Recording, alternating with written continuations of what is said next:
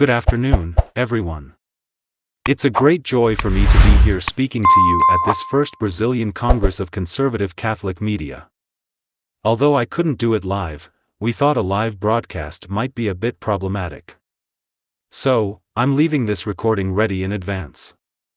Since it's not a live transmission, we asked one of the Congress organizers, Enrique Lima, to stay online here via Skype to ask me some questions that the audience won't be able to ask me directly.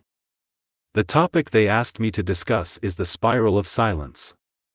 Spiral of silence is a term created a few years ago by the German sociologist Elisabeth Noel to describe a phenomenon characteristic of media conduct, at least for the past 30 years.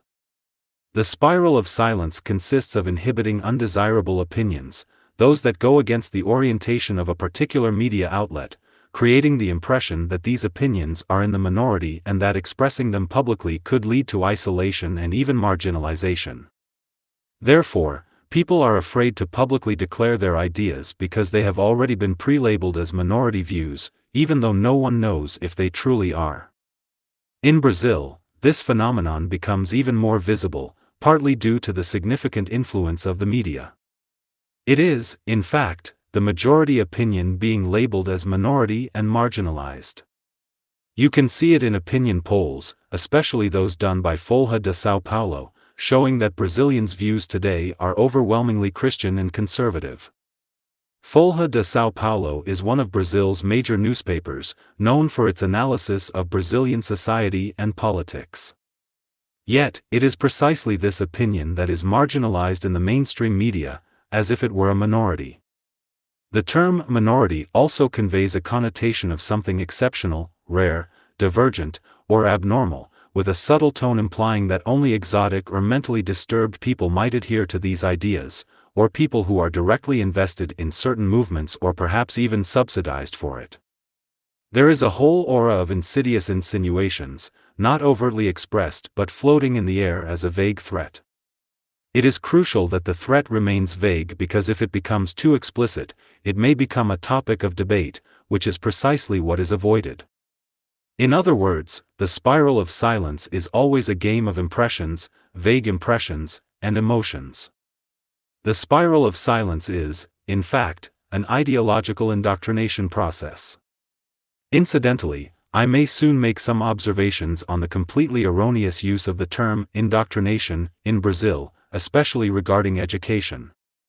The way to implement the spiral of silence is actually quite simple. Certain media outlets, especially when consistent with one another and maintaining uniformity of opinion, as is the case today, start excluding certain opinions, only mentioning them indirectly, never giving them direct expression, never letting them speak for themselves, but always presenting them through third-party perspectives, often with a pejorative judgment or slightly ironic, comedic tone.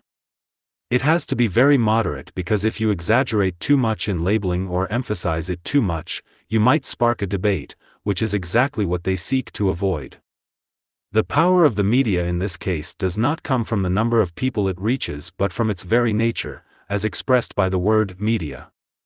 The media is what lies in the middle, at the center, interconnecting all classes, groups, regions, areas, and families around a shared set of information.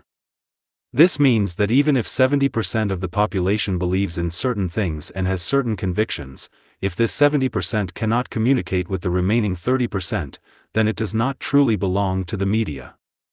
The media is accessible to everyone simultaneously. Any citizen can at any moment turn on the TV and watch Rede Globo or Rede Jornal do Brasil. Rede Globo is Brazil's largest television network and one of Latin America's most influential media outlets, while Jornal do Brasil, though smaller in circulation, has considerable influence among leaders and opinion makers.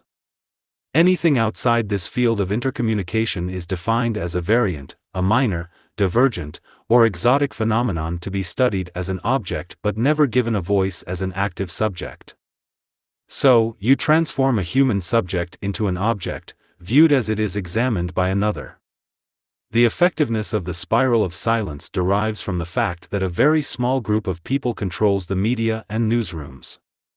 When media companies, represented in Brazil by the Syndicate of News Companies, and newsrooms, represented by their respective journalist unions, come to an agreement, the number of people involved is minimal, perhaps around 2,000 at most.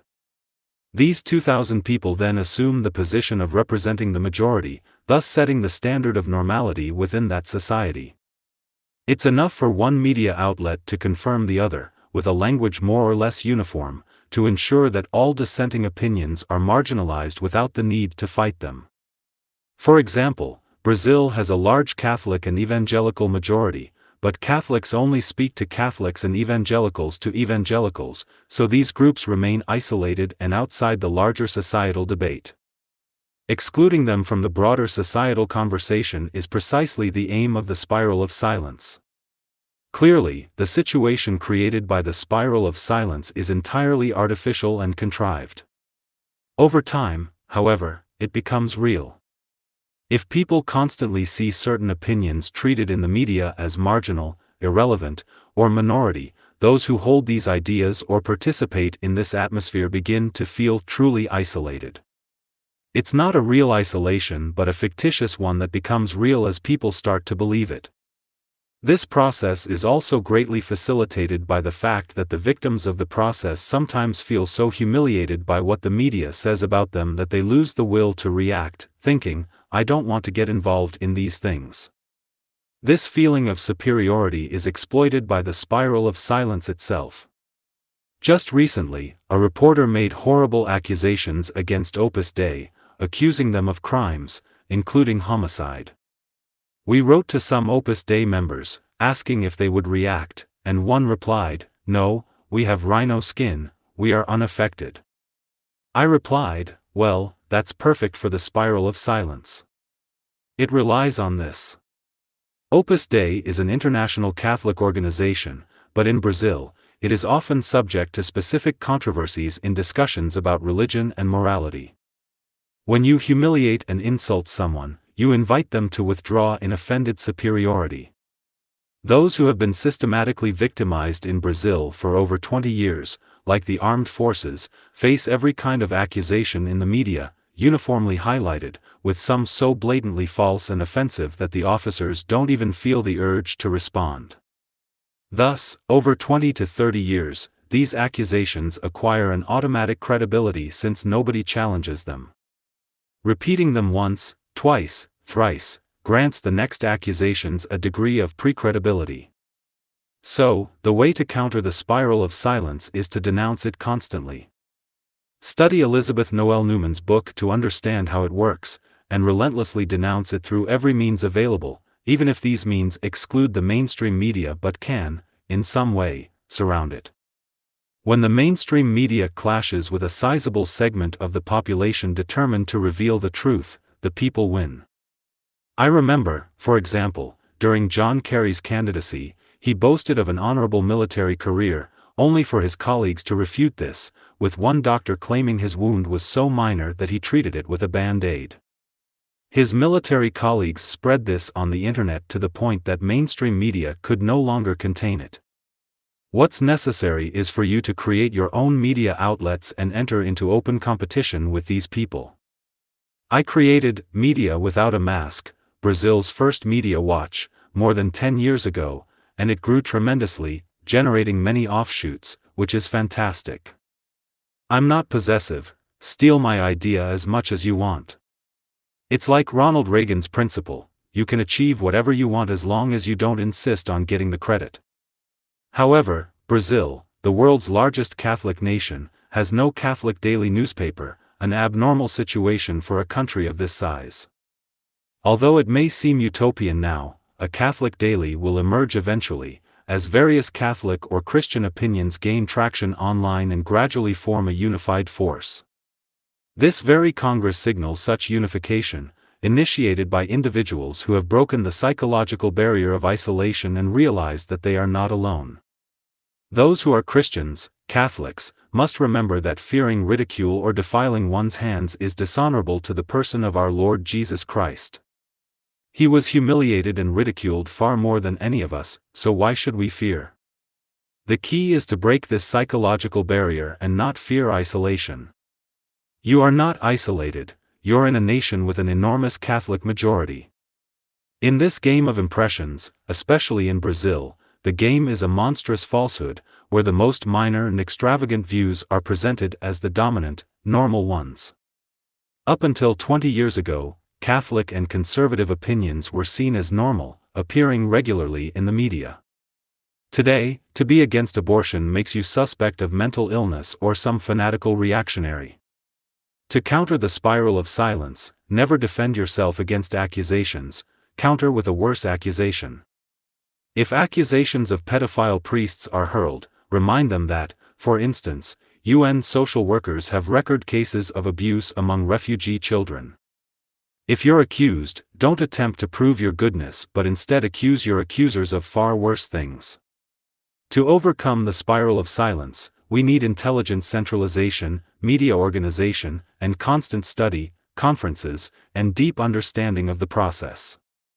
The initial reaction of conservatives or Christians when attacked is to act immediately. Yet, they forget that such actions require preparation. Studying the left-wing's history, one learns that they spent 60 to 70 years in Brazil solely exchanging ideas and comprehending what was happening before achieving dominance. When the left was defeated in 1964, they rightly chose to retreat, regroup, and understand. This intellectual retreat and debate among their members was central to their resurgence. This is the foundation, preparation, with deep understanding preceding any action. When Christians finally achieved some victories in anti-abortion efforts, it was due to over 30 years of prior preparation. Goethe aptly said, "It's urgent to have patience," and this couldn't be more accurate in today's situation. If you rush impulsively, you may end up getting harmed. The problem with conservative Catholics and Christians is a mindset of superiority and belief that they don't need further knowledge since they follow the divine truth. But understanding Jesus' message is only the foundational structure of reality, the rest must be discovered. For example, applying the 10 Commandments universally to all possible situations is quite complex. Let's take, "Thou shalt not kill." It requires examining cases of self-defense, warfare, and so forth. Even having the theoretical framework for these exceptions doesn't mean you have solutions for every particular case, each of which must be analyzed. So, the sense of knowing the truth often contributes to the error. Religious people, in general, suffer from this, especially the conviction that the gates of hell will not prevail against the church. However, Jesus made this promise to the church, not to individuals. It does not absolve us from acting and giving our best while relying on a divine promise, which would be like trying to blackmail God. We should be aware that all the hard work our adversaries put in to lay traps for us requires even more effort on our part to counter them. This takes time, effort, and it all starts with information and understanding the process. If we were to ask how many people here have read Elizabeth Noel Newman's book, maybe 2 people would raise their hands. Why isn't this book translated into Portuguese by a Catholic publisher? And it's not only that book, there are many others to consider, including those on Gramscian strategy. I remember when I published the first book on Gramscian strategy in Brazil, The New Age and the Cultural Revolution, in 1993. 8 years later, a general mentioned it in a military journal. It took that long for the first neuron to move in the minds of the victims. The spiral of silence is something we've been talking about for a long time, and I consider this Congress a very positive sign. But we are severely behind, and what we have ahead of us is monumental work. We need an information hub to gather essential literature and hold continuous courses, conferences, and debates to understand the process deeply. It's not about plotting action but achieving a deep comprehension that inspires the right actions at the critical moments.